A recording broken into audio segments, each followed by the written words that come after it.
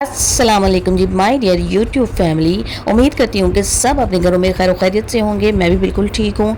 तो आज जिस मौजू पे हमने बात करनी है वो है हलाला।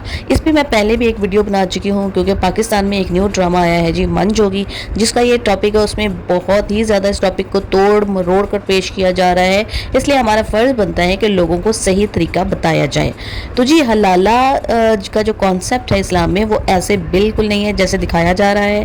पहली बात तो ये कि तलाक के दूसरे दिन निकाह हो ही नहीं सकता, चाहे वो हलाला के मकसद के लिए है या किसी भी मकसद के लिए। इस्लाम में इसकी कोई भी शरई गुंजाइश मौजूद नहीं है।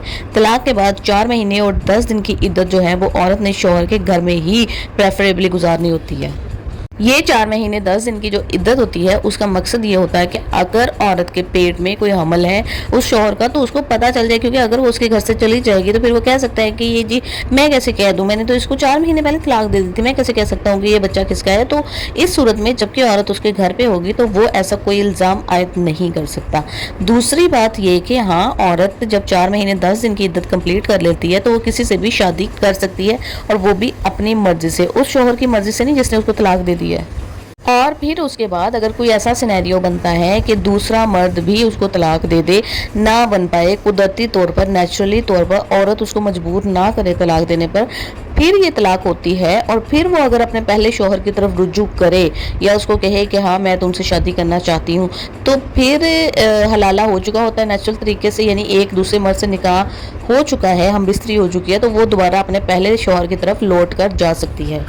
लेकिन इसमें दूसरा पहलू ये भी हो सकता है कि दूसरा मर्द जिसने उसने शादी की है उसके साथ वो बहुत खुश रहे और सारी ज़िंदगी उसके साथ ही गुजार दे, और दोबारा उसको शादी करने की या पहले शौहर की तरफ लौटने की ज़रूरत ही ना पड़े। और दूसरी सूरत में अगर वो तकलीफ़ में भी आ जाती है, उसको तलाक भी हो जाती है, तो मेरा ख्याल है कि बड़ा ही मुश्किल है, जैसा शौहर इस मन जोगी ड्रामे में दिखाया गया है कि जिसने एकदम से उसको तलाक दे दी है, ना उसका कोई मौक़िफ़ सुना ना कुछ, और एकदम से 3 तलाक़ें दे दी हैं।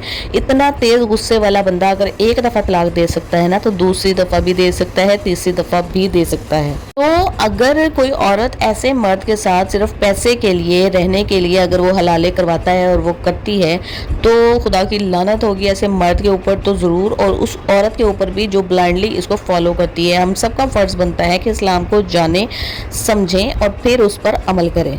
अगर आप इस औरत को देखें, आलिया को देखें, तो इब्राहिम से जब उसकी शादी हो गई है तो इब्राहिम के पास देखें कुछ भी नहीं है। वो बेचारा एक मस्जिद में रहता है, उसके पास और कुछ भी नहीं है, टूटा हुआ साइकिल, जबकि चौधरी शब्बीर के पास दुनिया की हर सहूलत मौजूद है। लेकिन आलिया ने फिर भी वापस जाना गवारा नहीं किया। आप देखें कि औरत की नेचर कैसी होती है। एक ऐसा मर्द जो उसके साथ सही ट्रीट नहीं करता है, वो उसके साथ ज़िंदगी गुजारना पसंद नहीं करती है।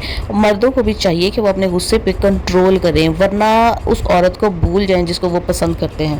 औरत को आप सिर्फ शफकत, नरमी और मोहब्बत के साथ ही अपने साथ जोड़कर रख सकते हैं, सख्ती से कभी भी नहीं, वरना वो अंदर से बागी हो जाएगी और जब भी उसको मौका मिलेगा वो आपको ज़रूर ही छोड़ देगी और कभी पलटकर आपकी तरफ नहीं देखेगी, क्योंकि औरत हमेशा ऐसा मर्द चाहती है जो उसके साथ शफकत और प्यार भरा सलूक करे।